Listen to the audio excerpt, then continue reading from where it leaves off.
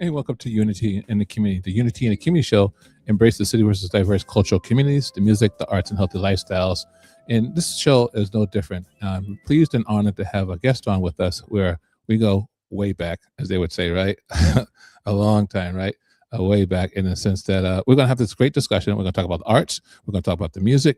And music in particular, you're like a historian, right? Filmmaker, creator. Yeah, I kind of fell into that, and that's what I've been doing a lot of lately. Okay, and that's what we're going to talk about. Joining us now is Kaz. Kaz, welcome to Unity in the Community. Thanks for having me. Thank you. I can recall, it's so funny, what immediately comes to mind talking to you right now, whereas any other time, many years ago, if I try to get you in front of the microphone, you was just like, no, I don't want no part of it. And, I've had to lately. And now it's like, I got you. Okay. Well, here I am. Thank you. I really appreciate that.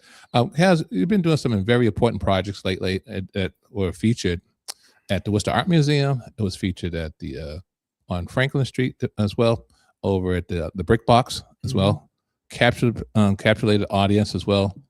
Very good project that you did in reference to capturing hip hop actually in the city of Worcester, which I find fascinating because of the fact that one, you did an exceptional job. Two, you were committed and dedicated. And I can recall over the last several years, you went ahead to go around and capture a lot of stuff and talk to a lot of people. But before we get into that project, let's get into you. Who are you, and how long you been in Worcester, and were you born and raised in Worcester, and what schools did you attend while you were here in Worcester growing up? Wow. Yeah, I've lived in Worcester all my life, born and raised. It was a long time ago. I don't remember being born at all. So I don't I don't know when that was. Yeah, my whole journey, everything started in Worcester, and it's been, central to that. I grew up kind of June and Chandler Street area. So I was May Street School, then Tatnick School, and then Doherty. Yeah. And then down the road, when we ran into each other, was when at the time there was this club, and people probably, once I say the name, they're going to say, what?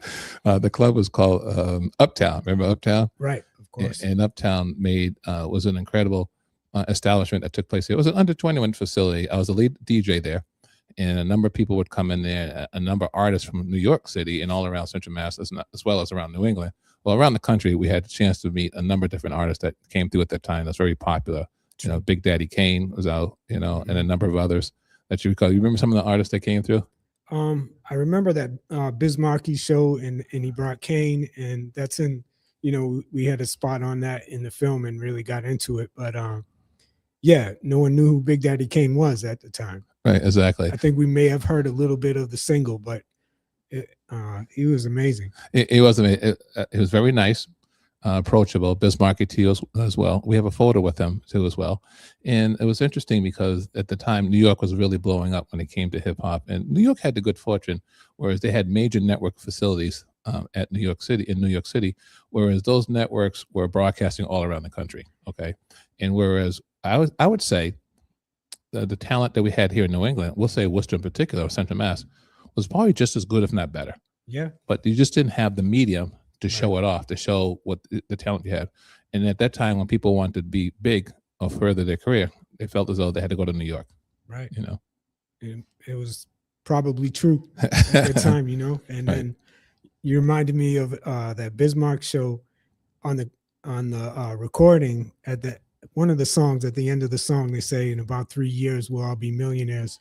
And then they were. Yeah. And that was amazing. Yeah, it was very talented. And at the same time, we had the opportunity to meet Run DMC came into Worcester. Actually, They performed at Worcester State. And all that stuff that was taking place there, I was thinking of the fashion, going back to Uptown, right? Everybody was there trying to dress to impress, right? They wore their best hat. They wore their best vest, sneakers, slacks, whatever case may be. And at the time, it was the 80s. And since it was the 80s, of course, Michael Jackson had some influence there because people were coming with their red and black, and wore the Thriller jacket and the whole thing. It was just an interesting time where the young people would come there and they had a place to go. And also what was interesting too, because of establishments don't even open this late now that they did back then, they would open till, this is under 21 club. They open till like 1 o'clock in the morning, 2 o'clock in the morning. And then the one instance later on down in the operation of the club, they started opening up till 5 a.m. Yeah. And you brought people from where? all over, right? All over, yeah. I think it's in the film. The furthest place I think you said was Philadelphia. You're right. Yeah, You're right. yeah. And they would come there, and I'm like, they would drive up there and then go back home that same night. It's just crazy Yeah. what that club brought in. Joining us is Kaz. Kaz is an artist and a filmmaker, and you listen to Unity in the Community of Ernie Floyd. And I brought Kaz in because he's doing some special projects, and he's capsulating that time of what we're talking about right now. And he's doing a great job, and he's getting rave reviews.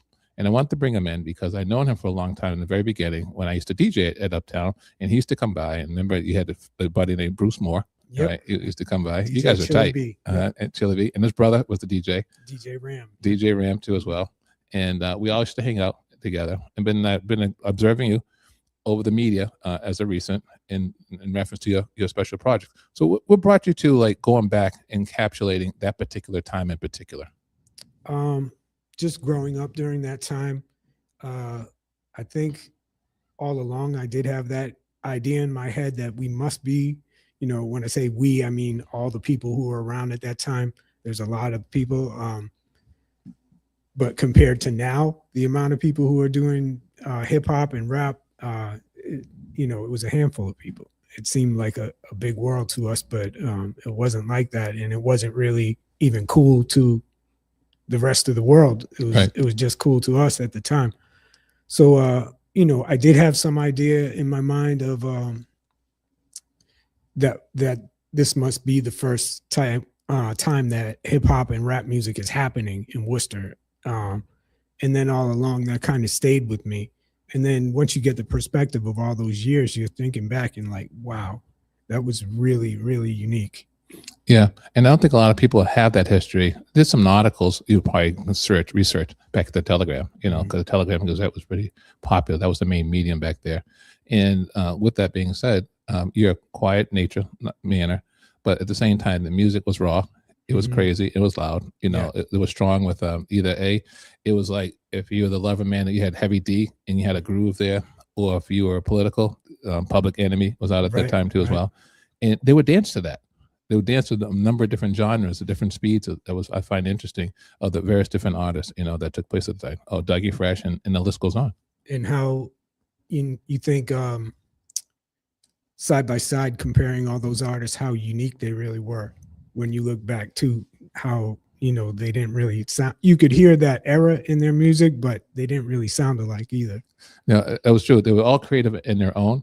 And at the same time, it wasn't really a business at that particular time. They would just want to be expressive, and they wanted to be creative in reference to the art themselves, and they were true to it. And they didn't know anything about marketing. They didn't know anything about, album sales and single sales and so forth and so on. And then MTV came along and encapsulated that and said, something, these artists have something to say, and let's see what we can do. And, Rick Rubin was the producer at MTV and decided, let's see if we can put them on here. And that's when you had Ed Lover and Dr. Dre. And then before you know it, that was the birth of Yo MTV Rads, and then Fat Pie Freddy, and then everybody, that was the capture. And then each week you would watch that show to find out who was the next artist coming up and what was the next video too. And they all had their own different approaches when it came to the video. Yeah, like that too. So sure. Once again, Kaz is joining us. He's a filmmaker and he's an artist. I invited him to come in, and I'm glad that you did. I've seen you around. I've visited some of your projects right there, and we're going to talk about those projects because you were at the Brick Box, that's downtown Worcester here on Franklin Street. And then you also was at the Worcester Art Museum. So you've been showing your display and your artwork, and you've been on CUW as well, and other different mediums, and sharing your mastery, encapsulating that particular time. And what has been the response for you personally in reference to going back, encapsulating that time, and recording different individuals and DJs and artists to tell that story? You made me think also, we did the library. Worcester Public Library. Yeah, we did Worcester Public Library. I'm trying to think of all the places locally, but there's been a bunch. I screened it in New York last spring. There's a few different places. We couple different colleges and stuff. One event at Harvard, and then Brandeis. Oh, good for you, because people are interested in that, because that's where it all began. Where it all started, and we had the chance. Not only did you encapsulate the art itself and doing the history on it and the artists that were here in the city of Worcester. But we also had the chance and had the good fortune of meeting those artists too. That was displayed on Yo MTV Raps and around the country. And then when they came into Worcester, they really came into Worcester, and they were very personable, very professional, and they really went out and they met the people when they were here. What I think was cool about that is that I think with the Bismarck show, like MTV Raps might not have started or just was about to start. And it's not the same as if you met, it would be amazing if you met Jay-Z in the 90s, it's cool, but like hip hop wasn't even really full grown yet or really out there in the media yet. It hadn't broken like, completely. So we were seeing these pioneers while they were, pioneering. So it was really cool to meet them in that they were right here with us and we got to shake hands with them. Some guys was freestyle with them and different stuff like that. So that was amazing. Yeah, and we're talking about the time, that period, the 80s, and you say, well, the 80s was like, the 80s, the 90s. In the 80s, we're talking about basically it was relatively around 85, 86, 87, up to the early 90s when we had this opportunity. And once again, we're referencing this location called Uptown, and they didn't know what they were doing as well, as far as, respectfully. They opened up a place. I know them personally at the time, and I know what they were doing. It was a business to them. Yeah. It was like, okay, what can we do with this music? How can we create a crowd? And how can we make a buck? It doesn't necessarily mean that they were really interested in the art and interested in making history. They were basically running a business. There's two gentlemen who were running a business, and they hit it right there because of the fact that prior to that, they were playing rock and roll. And they realized that at that time, rock and roll was not appealing to the young people at the time. And then they switched it up, and they believed in a couple of DJs, including myself. And before you know it, when we started playing hip hop, word got around. Before you know it, that was the place to be, and that's where it all began. Yeah, that's true. That's very true. Yeah, and I think you were the key figure in making that happen, because some of the guys you brought in, we were a little bit younger than you, and you were well known and a little more established, and you got in there, and then you had the vision to see that, okay, let me bring these few people in here and we'll open it up and see what happens. I'm glad you noticed that, because of the fact when we're going to come back and discuss that, and I'm going to tell you what the thought was behind that. Okay, once again, Kaz is joining me. He's an artist and a filmmaker, and he has a display that's taken place and it's been all around New England, and also he's featured here in the city of Worcester. We're going to talk about his project even further when we come back. And once again, this is Unity in the Community. I'm Ernie Floyd, and you're listening to Unity 979, Worcester's Community Connection.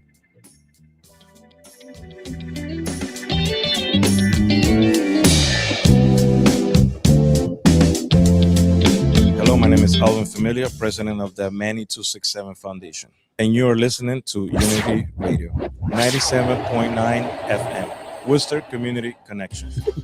How's business? Good. Are you up to speed with the new beneficial ownership reporting requirements? Sort of. What's it about?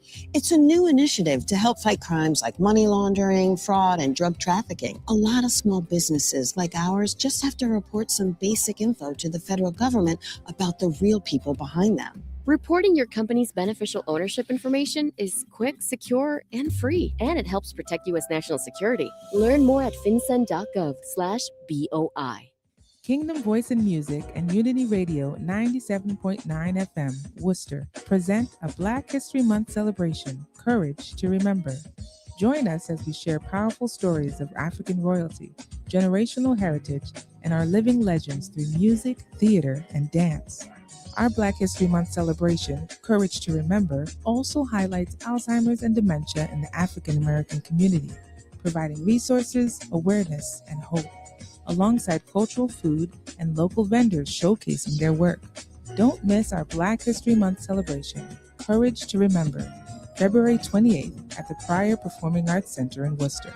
For more information, visit kirosha.com/Black History, KIROSHA.com/Black History. Black History Month celebration, Courage to Remember. Celebrate with us. Looking for a meaningful way to engage with members of your community and make a difference? Volunteer with the Massachusetts Senior Medicare Patrol Program and help prevent Medicare fraud. SMP volunteers work in their community, educating their peers about how to prevent, detect, and report healthcare errors, fraud, and abuse. Visit our volunteer open house at masmp.org. Join our team and help us fight fraud. Together, we can make a difference. This project is supported by a grant from the U.S. Administration for Community Living. What's up, Worcester? It's your boy AG, better known as Angelo Gray. And you're listening to Unity Radio 97.9, Worcester's Community Connection.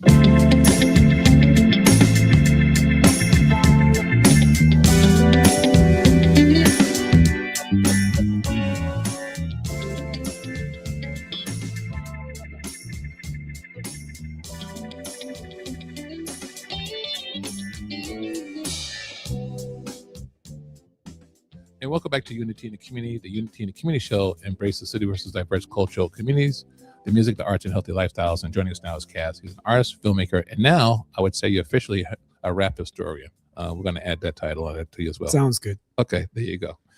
Before we went to the break, we was talking about, you were alluding to something. What was that exactly? I was talking about how I think you were the first official DJ at Uptown, and you were playing video cassettes. Yeah.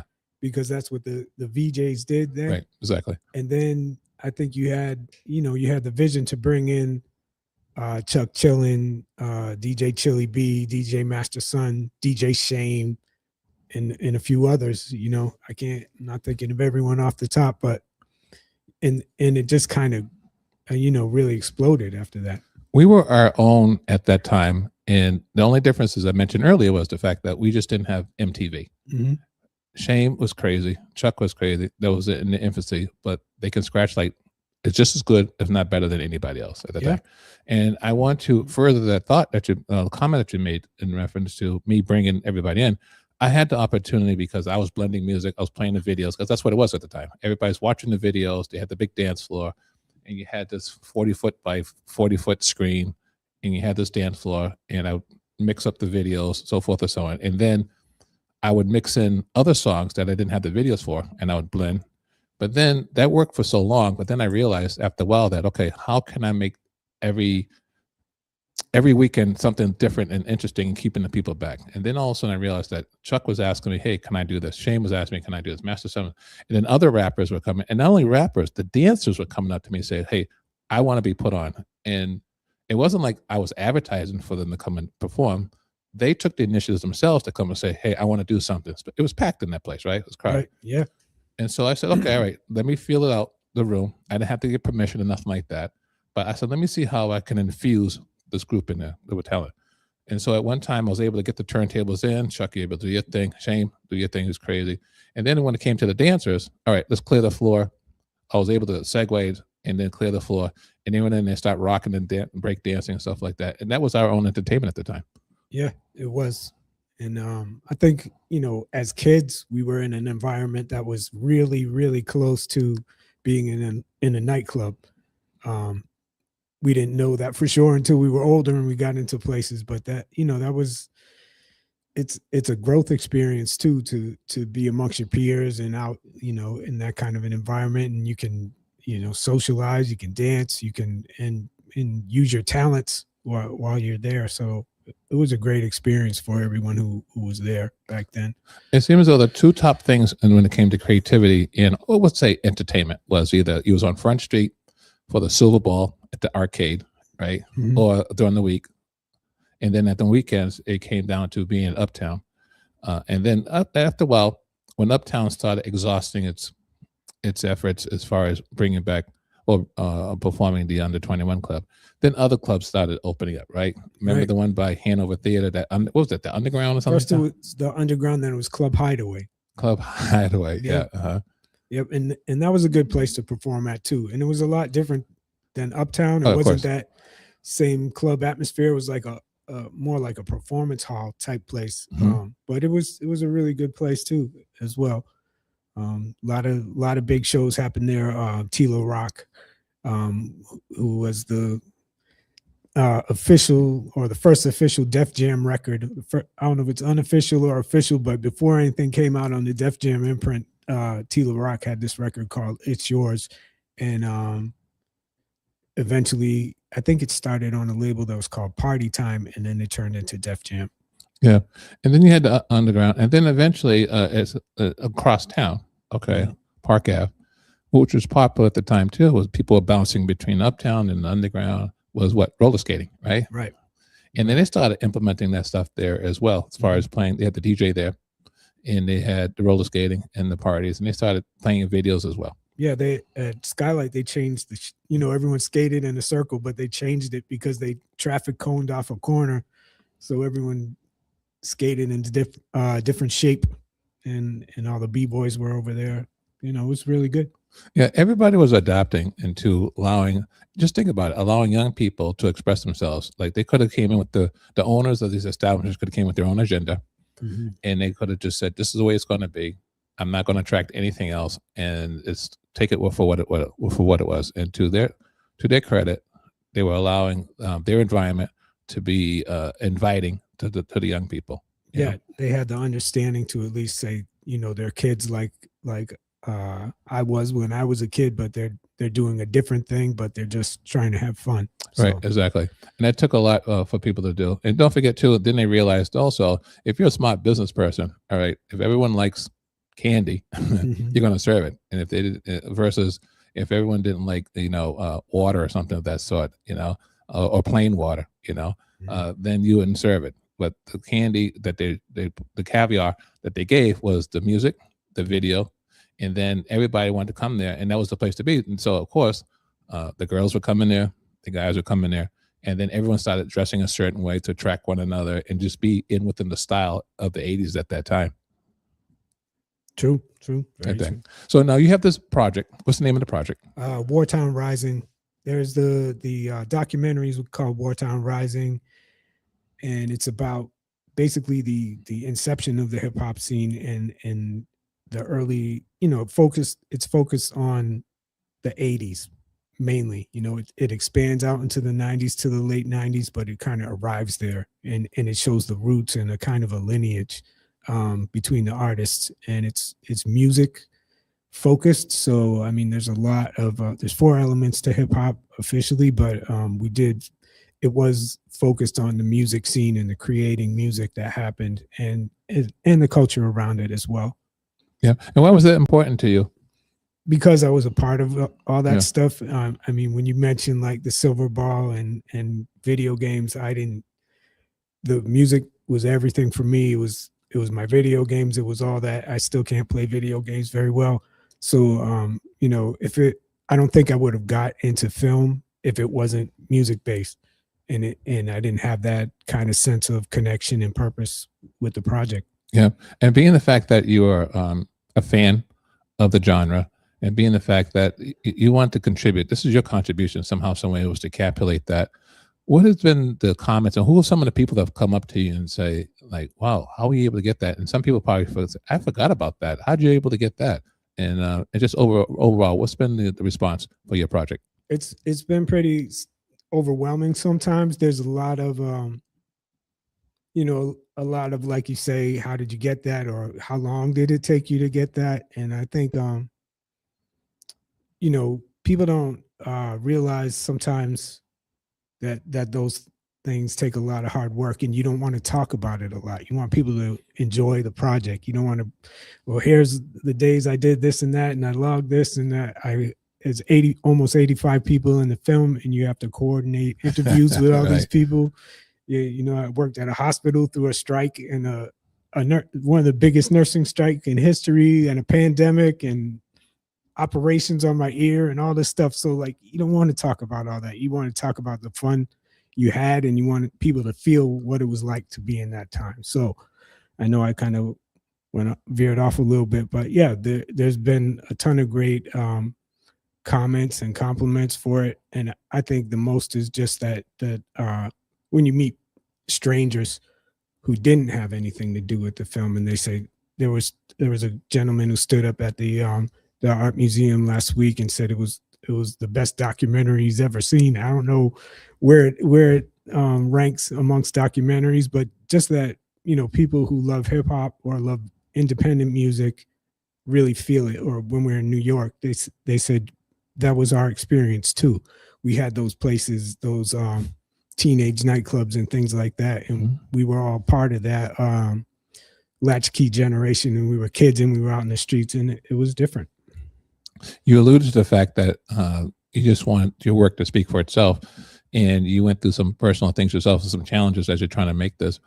But you also was able not just captivate the artists in the music, but you had an opportunity to talk to some people. I think Great Brook Valley, some people that lived out there, Yeah. in a sense, and they were telling their story. And as they're telling their story, it's not necessarily about the music, but just who they were, what they were going through personally, and just what was happening in the community at that time, and how also it related to the music.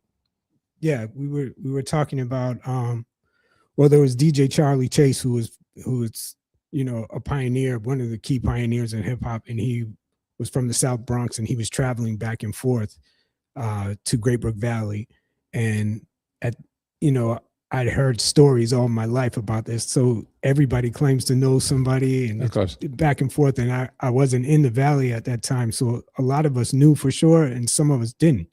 So that was something that always intrigued me, and I wanted to get to the bottom of it. And I ended up getting to Charlie Chase and getting to interview him. So that was pretty amazing. And hear him talk about going back and forth to Worcester and staying in Great Brook Valley and stuff like that. And there's a couple other cats that you interviewed too as well, and the stories were amazing. Let's reference Wortown Rising. How can people get access to it? Well, can they? Right now they do can't. It's still Okay. there's still a process going on so that I can that I'll be able to share it on streaming and to put it on DVDs for those who want DVDs. So that's still in the works. Yeah, good for you. So we are there is something in the works for later this year at Worcester State. It should be this spring, and it hasn't all been finalized, but it's probably something that we're working on an artist residency. So I would be doing like a 4-part program, but one piece of that is showing the film at the school. So that will be public. Congratulations. You ever thought you could be an educator? No.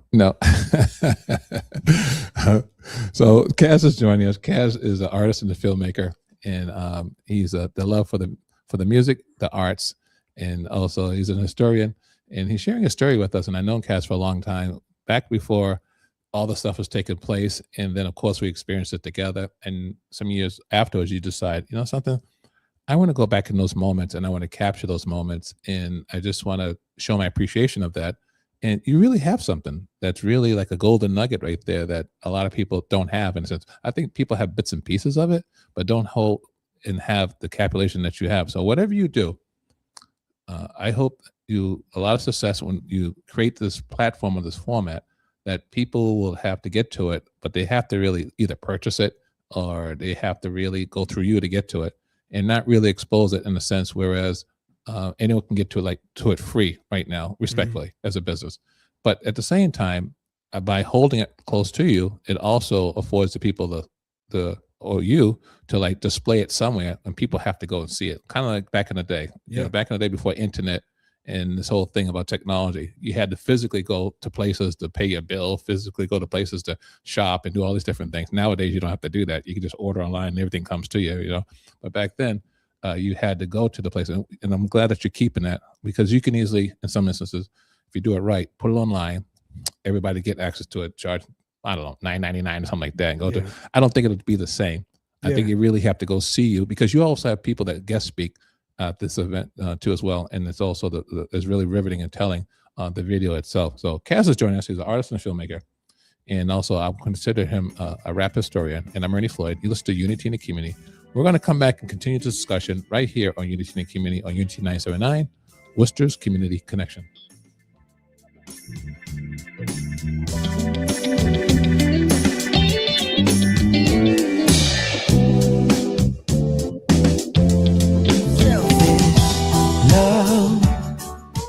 Hey, this is Ricky Duran, and you're listening to Unity Radio on 97.9 FM, Worcester's Community Connection.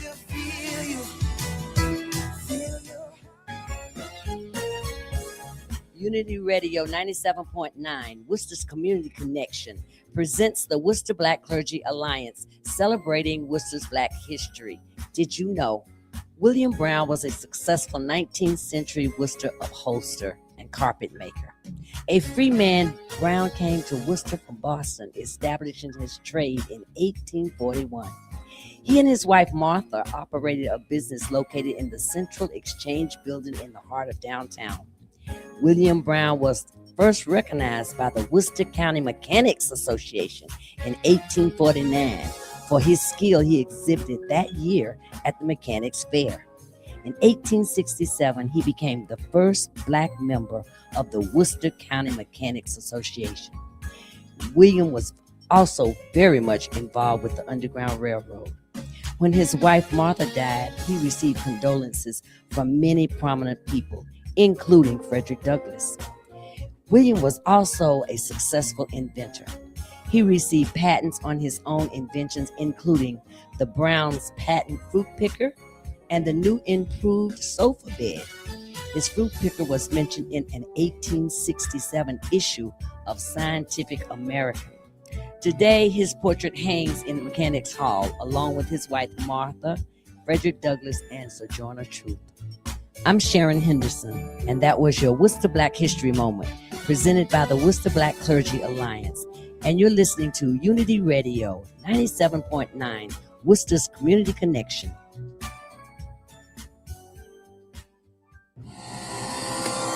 At KivaCenters.org, we believe every story matters and healing starts with being heard. The Kiva Centers are here to explore the paths of mental health, recovery, and wholeness with you.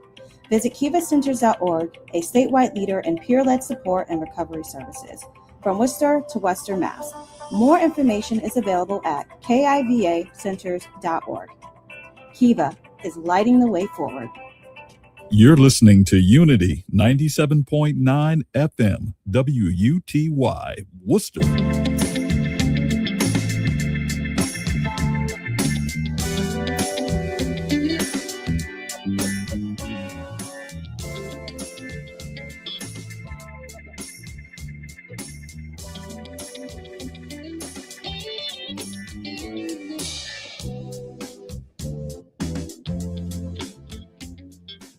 This is Unity in the Community. I'm Ernie Floyd. The Unity in the Community show embraces the city Worcester's diverse cultural communities, the music, the arts, and healthy lifestyles. And I'm pleased and honored to have Kaz. He's an artist, and he's also as a filmmaker, and he's also now dubbed as the official rap historian of Worcester. He has a project that's out, Wortown Rising. I encourage you to see it. Do not miss it. It encapsulates a lot of the 80s, our experience, my experience, his experience. And basically, he was a fan of the genre at the time. Hip hop was just beginning, was just breaking. And at that time, as I mentioned earlier, there were just cats that were just expressing themselves. And a lot of it was kind of like, I just want to get the girls. So I just wrote the rap. I dressed the part. I danced. We noticed that the girls like that. That's all it was about. Until later on, it became other different things as far as the business part. Yeah. Yeah. And all of us, who are really kind of dedicated to it, trying to make music and work within the city that really didn't have that kind of a structure to it. Mm-hmm. We didn't have that structure to it. Like I said before, going back, New York had that. And as I said, MTV as producers and directors and originators realized that, and they encapsulated that. They encapsulated Cool Mode D. They encapsulated KRS. KRS actually came to Worcester too as well. Mm-hmm. He performed at the Play-Doh. And a number of others that came here as well. And the only difference between those cats in New York and maybe in Boston was the fact that here in Worcester, you had to play. I think every place had a place. The only difference, New York had the camera, and they had the reach. For sure. Like when I was looking for, or when I was collecting photos for the documentary, that was a key thing, because you look at anything that came out of New York. Anytime somebody even close to being famous sneezed, there's a photo of it. There's a beautiful black and white of everything. In Worcester, it was really kind of few and far between. One guy who did have some beautiful photos is a guy named Stephen Dorado, who is a professor at Clark University, and he allowed me to use some of those in the film and in the exhibit that I did as well. And he has a series called the Mall series that he took inside of what was the Galleria. Yeah, back then. Mm-hmm. It's just all kids and people in the Galleria, and he didn't know at the time he was capturing some of the earliest b-boys and breakers and stuff. So it was great to have some pro shots of that stuff. Yeah, they still continue that in some instances afterwards as well. And of course, when you say the mall, Worcester had this mall downtown, and then this mall was an indoor mall, and it went through a number of different challenges and changes, and then at the time, shopping was in, and that was the central focus of Worcester. And then eventually shopping came out, and then other malls were being built as far as Marlborough, and then you had Auburn, and then eventually Blackstone opened up, and I think that put the nail in the coffin for at least Worcester. Yeah. And they kept trying to figure out different ways and means of how to do it. And then eventually, I can recall this gentleman came up with an idea, and that is to continue the street to go through the mall to connect to Union Station, and that was Front Street. And I can recall everybody laughed at this individual, and they was like, "You're crazy." And then I guess they tabled the plan. And wouldn't you know it, a couple years later, the same people that laughed at him, one person just dusted off the prints and said, "This might be something." All it takes is one person to believe in it, right? And then all of a sudden, they went with it. They got the engineers, and they ended up, the mall started dying even more. Then they had no choice. Then they said, let's give it a shot. They end up separating the buildings. That's why you got Front Street going straight to Union Station right now. And then the gentleman got an award saying how fabulous you are and how amazing you are to come up with this idea. Wow. After they threw rocks and stones at the guy for the initial idea in the first place. Check it out. It's on the Telegram. Trust me. It got weird with the mall when they turned it into the common fashion outlets. Yes, that's what it's called. They wanted it to be a little high end, and then they didn't want teenagers in there. Right. And if you don't have teenagers in the mall, it's going to go out of business, because they kind of keep the things going, or kept it going. Yeah, well, they had the business. They had an arcade inside the mall too, as well, and had a number of youth activities inside the mall. And you're right. There was two types of approaches when it came to young people. Theater. The movie theater as well, and then they had a place called Plums. They had a restaurant in there. They had a number of different things that I think that today people would probably appreciate more now than back then. But at the same time, you had two types of approaches with the developers and the owners. Either A, they were anti-youth, or either B, they were pro-youth. And those that were pro-youth did well and accepted it. And it came with some other different things as well. But that's okay. You set aside your prejudices respectfully, and you ran your business, and everybody won. Then you have those that were just, we don't want any youth at all. And then they realized that, okay, by not having them in their portfolio, a lot of them didn't survive. And they did everything and anything to try to not to have youth there. And they'd rather go out of business than to adjust to accept youth there. And that was unfortunate, Yeah. So now going forward, Wortown Rising is now here. You did your number of interviews. You spoke to a number of different people. And you're traveling now, right? You went to different establishments. Who was your first establishment when you first entered it, by the way? Introduced it? Oh, at the JMac.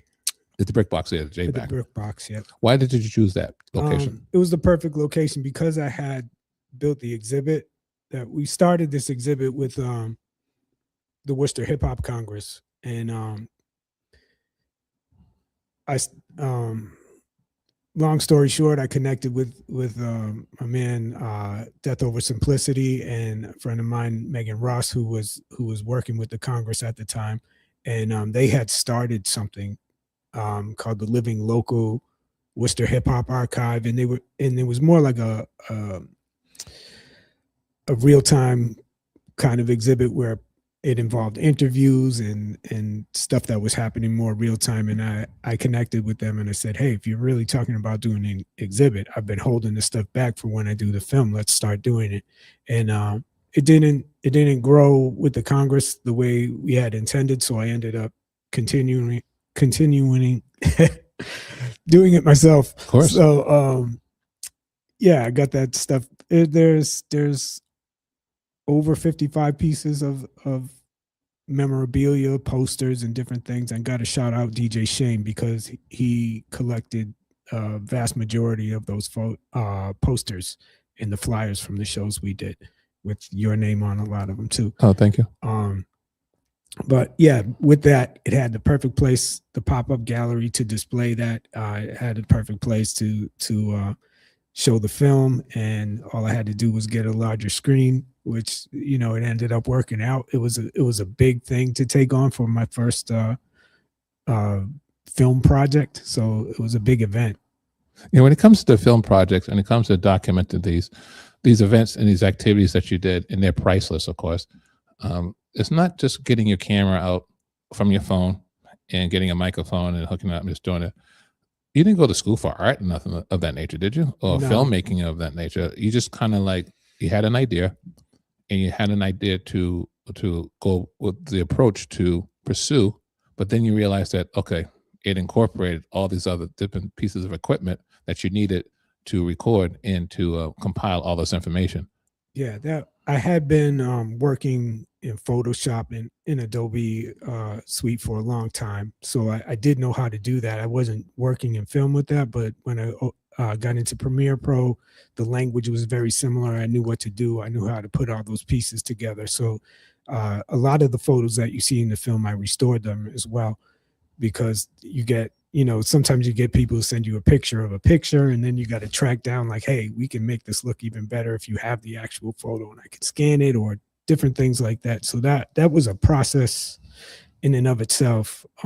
But I didn't go to school for any of that, but it's the same as anything, especially with hip hop. You just kind of take it and make do with what you have and do what you can. And anything I've done, since I was a little kid with art, whether it was drawing or painting or whatever, it's just felt natural. So, and it wasn't about, I think the exploration and the trial and error by myself was more important to me than somebody teaching me something and finding my own way to do that. And I think it's important for people to just make their own way to do anything. And it was you were very patient to put this together. It wasn't like when you first approached this, trying to compile and put Wortown Rising together, it wasn't a race.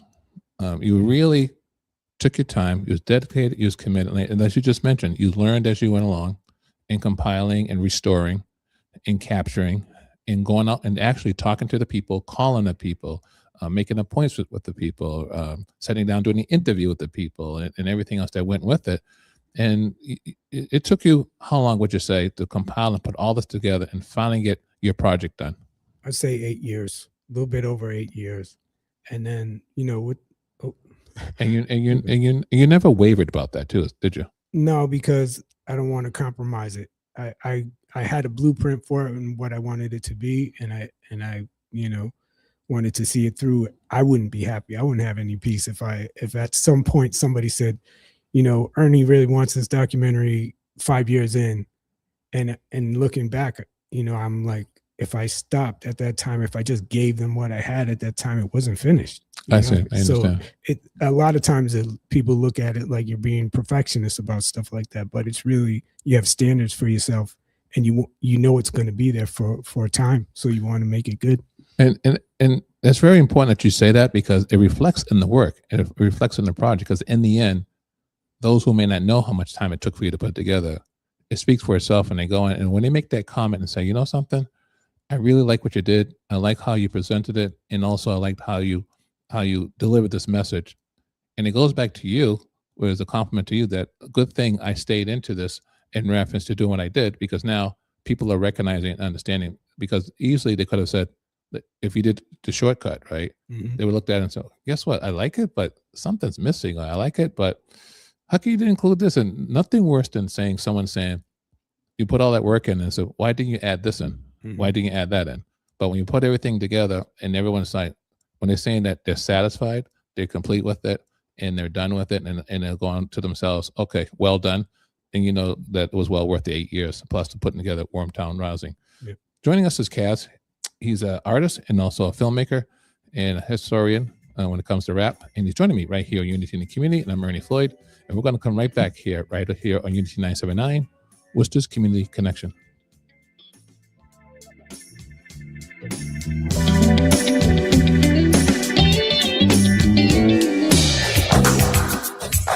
Unity Radio.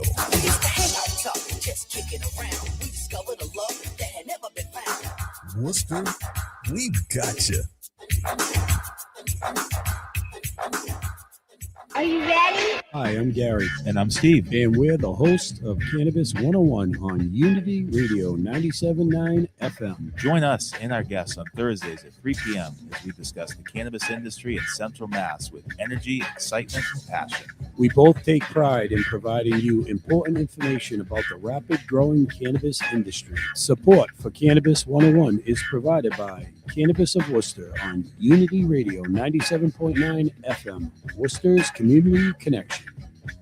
Hi, I'm Ernie Floyd, host of the Unity in the Community Show on Unity Radio 97.9. Join me and my guest as we discuss topics on embracing our diverse cultural communities, the music, the arts, and healthy lifestyles. I'm Ernie Floyd, host of the Unity in the Community Show, Wednesdays at 3 p.m. on Unity Radio 97.9, Worcester's Community Connection.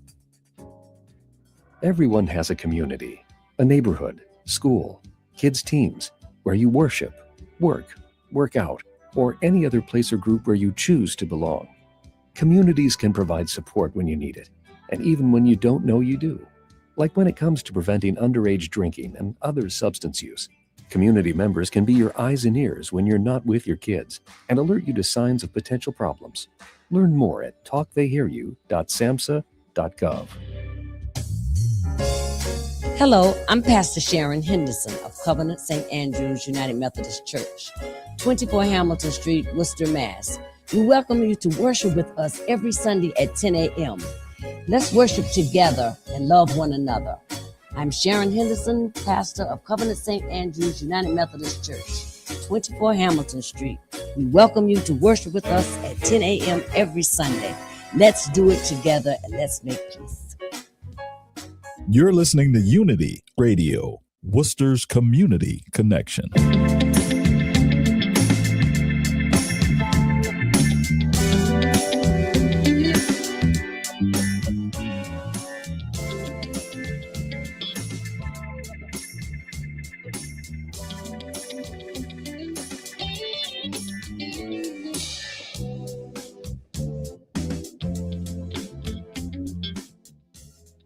Once again, welcome back to Unity in the Community. I'm Ernie Floyd. Unity in the Community Show, embrace the city versus diverse cultural communities, the music, the art, and healthy lifestyles. And joining me now is Kaz. He's an artist. He's a filmmaker, and also, as I mentioned earlier, Dotham as a rap historian. And so you had the chance to put together this project, and you unveiled it, if you will, at the Black Box. Rave reviews, packed from the floor up to the ceiling. And how did you feel when at the end, when everything was said and done, there's a number of different emotions that you rise in that video that you probably didn't realize that you were doing. Right. Right. And tell us about some of the emotions that not only from you, but other people were expressing to you when they saw the film project. Just a lot of gratitude, and that people, they were surprised that I was able to capture that time and preserve it. So that was a big deal. I mean, it was an emotional night. I tell you, when I got, I thought that when it was over, if it was good, that people might clap, or if they stood up, that would be amazing. But when I went out to announce to start the film, everybody stood up and was cheering. And I think that was the best moment for me, because the people who were supposed to receive it, they respected the work. And the whole thing for me is about the work and getting it done and sticking to that. So it didn't matter to me, the reaction after, because I knew the people that I did it for appreciated the work. So you had the chance to feature at the Brick Box Theater, and then you had a chance to feature it at the Worcester Art Museum, and now potentially maybe you'll go to Worcester State and other different areas, and hopefully you can secure and receive the rights once everything is cleared. Mm-hmm. You can put it online. But even if you're able to put it online, I'm presuming that, I'm guessing that you probably will hold off just a little bit longer to create it, so that you have to come and see it in person to really appreciate it and create a night for it as you go around the different areas. As you mentioned, you said you was in Boston, you took it to New York, obviously here in Worcester. Mm-hmm. What other places you think that you should go and take it, that you think people appreciate it and that would really deserve it? I'd like to go to Boston and New York some more. But I think that in Worcester, there's a lot of people who have seen it. Like the core of the hip hop community has seen it. So, and those guys still, some keep coming back out, and I don't expect them to. That's amazing that they even come out again. And there's been people 4 and 5 times who have come. So shout out to all them. But there is a lot of people in Worcester who haven't seen it still. So hopefully, we can. It was great with the art museum, because they opened up a whole, a different segment of the community who are interested in film and art and didn't know some of that history. So it was good to expose it to different people. So that's when I'm showing it within Worcester. That's what I'm hoping for. Yeah, I just came up with an idea as you were just talking there, and this is just me, okay? Whereas potentially maybe talk to the Palladium people, make it a day, whereas you can feature it there because Palladium was a theater at one time, and at the same time have some of the artists come back and perform and have it as a concert combination video review at the same time, and then have some of the people come back and talk and be a part of the whole project of that sort. I'd be interested to find out how many people would show up for that, in particular those that are DJing, have them come up, those that were b-boys and breakdancing at the time, have them come up and perform, those that were rapping, come up and perform, and at the same time see the video, just have a whole afternoon or evening with that whole thing. And I think you'll have a lot of those artists and those people, provided that they're living, come back and perform of that nature. Yeah, that I think when I'm able to make it available on DVD and streaming, I think an event would work, and it would be better because they can take it home with them and they can watch it, maybe make it more about the event, in a party. Yeah. I want to be a part of that and see what Unity Radio can do as far as that goes. Whereas you're right, once you get the rights cleared and you're able to distribute it, and I'll be excited for you to find out how many people are going to get it. I think a lot of people are going to get it actually like that. So what's the future for Wortown Rising? Is there going to be another project, or you're just going to sit on this one, marinate this one? Because this project has a lot of life in it, you would say, right? I'm always surprised when, every time I think like, okay, this is kind of, dying down, and I'm just I'll come back with it when it's ready for streaming, and we'll work with it then. Someone shows interest, and it connects with more people, so that's been good. But I wanted to say too, is Wortown, not Wormtown, and that's a distinction in Worcester, because Wormtown was a little bit before us. That's the original punk scene in the city. So, and shout out to Brian Goslow and a guy named I haven't met him, but LB Worm, and they keep the history on that stuff. And it was kind of a thing that it's like akin to, but not the same. So it's not a rap versus rock thing, but it's a distinction there. I'm glad you corrected me, because that was going to be one of my questions for you as well. So I guess we were able to accomplish two things there. One, you corrected me to make that distinction, because I was going to ask you what's the difference between Wortown and Wortown, WORTO. Why'd you name it that, by the way? Well, I don't want to get into too much into who came up with it. The earliest story I got a few different stories, and I believe a lot of them. You're gonna stick to it, right? And but the earliest account was my man Cool Chris, and he said that he's been saying it on his radio show since the mid '90s. So I didn't witness anybody do it. I just, with the documentary, I try to leave it at, these are the stories that people have told me, and let them tell them. Of course. So, but for me, from what I understand, it was something that was akin to, but different than Wormtown. But they're very similar when you look at the scenes, because they're indie music scenes. And then some people do WAR, but WOR being the first three letters of Worcester. And when you think of it, I'm not trying to regulate nicknames, because they're all just nicknames for a city. But like when you see the Woo, like there's a Worcester Street in Connecticut that's actually WOO. We only have one O. So that's why I like it, but I'm not against any other nicknames for the city. They're gonna make more as we go, and whatever.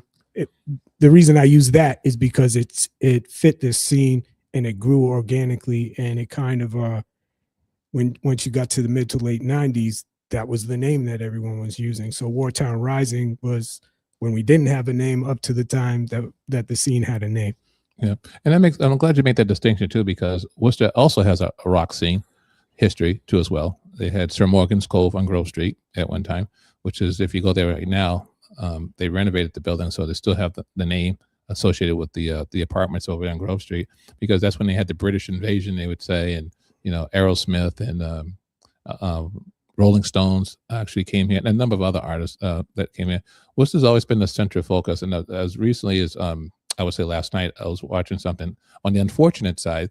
When you hear some of the different challenges going on in the world that's taking place with individuals or families, it always relates back to Massachusetts. Something can happen in Florida. Oh, they were a Worcester native or Massachusetts native. Something happened in California. Unfortunately, that incident happened, but they're from Massachusetts. It's just, it seems as though that this is a central focus point for a lot of different people for a lot of different reasons. People who may have some historian stuff and they're still excited and are excited about your project and may want to share with you, how can they reach you? Just on social media. On Facebook, I'm Kaz SN. You can follow Wortown Rising on Facebook. You can follow my production company is Obscure Prophet. That is on Instagram. So either, Kaz SN on Facebook or Instagram or either one of those. KAZ? KAZ. Yep. Okay. Well, thank you for taking the time to join me here. As I said earlier, you've always been shy, kind of self-centered and kind of just to yourself. And I tried to talk with you in the past, and I know that you know me. I'm no stranger to you, and you've always been kind of quiet with the mic. And this is probably the most I've had a chance to talk to you and really talk. And you've really grown. I knew you before Uptown because I watched his basketball game when he was at Holy Cross, and he had like 18 block shots or something in one game, and that was my introduction to Ernie Floyd. Thank you very much. I really appreciate that. That's Kaz. Kaz is a filmmaker. He's an artist. Film artist as well, and also he did an exceptional job capturing the history of hip-hop, and I think that you deserve to be accepting either a Golden Globe or an Emmy or a Grammy. That you never know, it may go up into that level and that status, Yeah, or the key to the city of Worcester, so I can get out. There you go. Wishing you well and your family as well. I know all your family members and your son. Your son's an artist too, right? Yes. Where can people find him? Mellow Green, MELOGREEN on Instagram. There you go. Once again, that's Kaz. He's an artist, a filmmaker, and he's joining me on Unity in the Community. And I'm Ernie Floyd.